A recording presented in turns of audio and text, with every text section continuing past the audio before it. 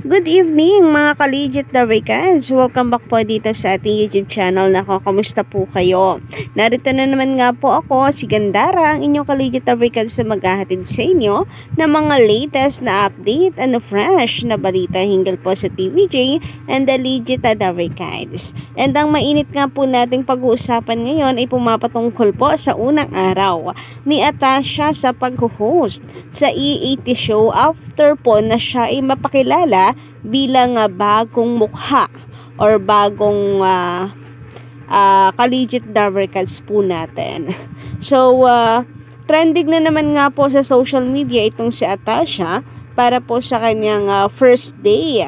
But anyway, bago po natin talakayin at pag-usapan ang buong detalye hinggil dito, nais po muna natin magpasalamat sa inyo sa walang sawa po ninyong pagsuporta dito sa ating YouTube channel. Sa mga nakatambay dito at nakikinig, magandang gabi po sa inyo. At kung kayo naman ay di pa nakaka-subscribe, maaari niyong pindutin ang subscribe button and notification bell para maging updated at una kayo sa mga nilalabas po nating mga balita. Basta may kinalaman sa TVJ and Digital Darikans, sagot na po natin yan. And para naman sa mga matagal na po nating subscriber, masusugid natin taga-subaybay, narito pong ilan sa mga napili po nating shoutout for today's video. Shoutout and magandang gabi nga po dito kina Sir Jefferson Ato, Sir Rodolfo Bautista, shoutout, Miss Fallen Angel, and Miss Rose Maria. Magandang gabi and maraming salamat sa walang sawang pagsuporta dito sa atin. Shoutout din po kina Miss Willywet Joso, Theodora Suson, shoutout, LMT17 na shoutout, and Sir Norberto Ragi na magandang gabi po sa inyo. Of course, shoutout po ulit dito kina Miss Fallen Angel, Fane Munoz, Biyahe ni Bu na nagpapa-shoutout po sa atin, and kay LJ Olano. Maraming salamat sa pagsuporta. Sabi pala dito ni LJ, pwede din si Andres Mulak.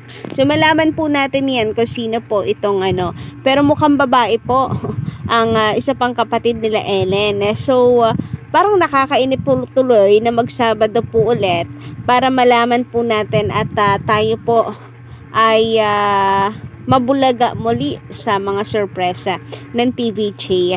Kasi, knowing ang E80, talagang pinapatunayan po nila na sila talagang tunay na itbulaga. Dahil nga, panay po sila ng pambubulaga sa kanila pong mga solid na viewers. But anyway, narito nga pag-usapan po natin ang tungkol sa appearance po ni Atasha Mulak, na kung saan ay talagang inabangan din ng marami ang araw na to. Dahil alam po ng marami na ngayon ang unang araw na makikita po natin si Atasha Mulak, ang napakagandang dilag, ang hil sa mata po ng marami kasi super ganda naman po talaga, tapos napakatalino pa, good influence pa, o diba? Ang galing po mamili talaga ng TVJ. But anyway, nung po kasi Lunes at saka Martes, expected po na parati pong recorded ang palabas po ng TVJ.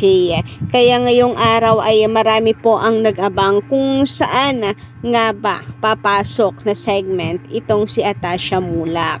So kanina nakakatuwa na at napakakalog nga raw nitong si Atasha. Marami po ang masayang masaya. And syempre medyo pa nga po, medyo nangangapa pa rin kahit po itong si Atasha. Nangangapa pa rin siya, and hayaan po natin na ibigay po natin sa kanya ang spotlight hanggang sa makapa at masanay sa hosting ito pong si Atasha. Pero for me, for her first day is 5-star na talaga para po sa akin. Kasi napakakulit din nitong si Atasha. Narito nga po ang sabi ng ilang netizen. Sabi po dito ni Sweet Music Lady, kakatuwa si Atasha. Napaka-kalog. Nako, wag sana. Wag na sa sugod bahay si Atasha kasi nasa labas yon, maraming tao, mainit dyan. Diyan muna siya sa studio dapat. So, naiintindihan po natin yung concern nyo, no, sweet music lady, kay Atasha. Dahil mainit at hindi po natin alam, of course, kung sanay po ba siya. Pero, kung ito ang, kung kagustuhan din naman ni Atasha, why not, diba? And, basta kung saan po komportable sa Atasha, go lang. Pero, yun nga, talagang nakakatuwa po si Atasha, napakakalog din, talagang marunong din po makisabay sa batuhan po ng mga jokes, marunong po siyang maki-blending, kumbaga. And nakakatuwa dahil ang daming nag-abang sa kanya ngayong araw, katunayan po niyan mga ka-OG ay trending na naman po itong si Atasha Mulak.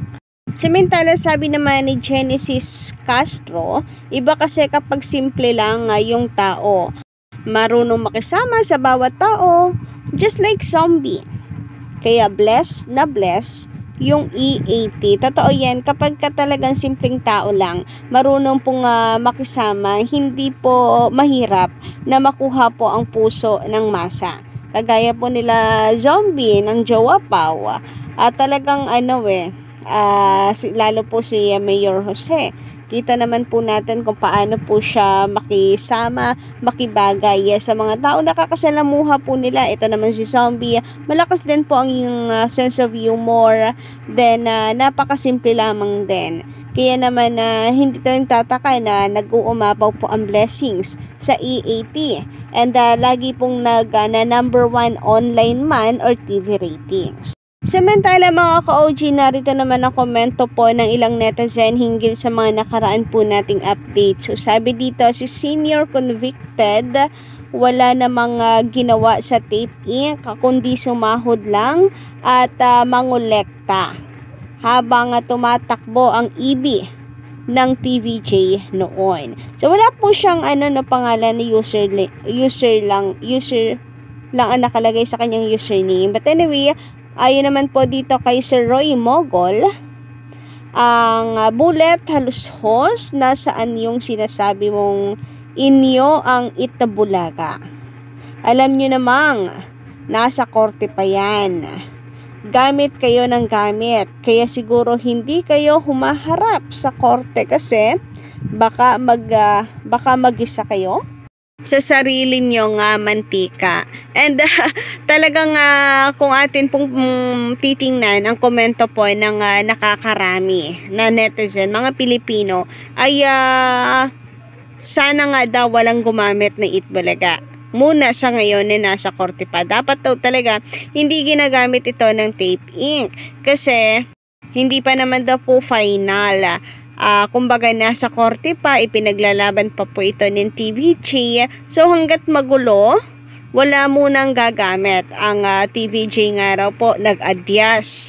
So sana sila rin. Samantala ay naman dito sa wala na naman pong pangalan. Gustong sirain ni JJ. Ano to, John?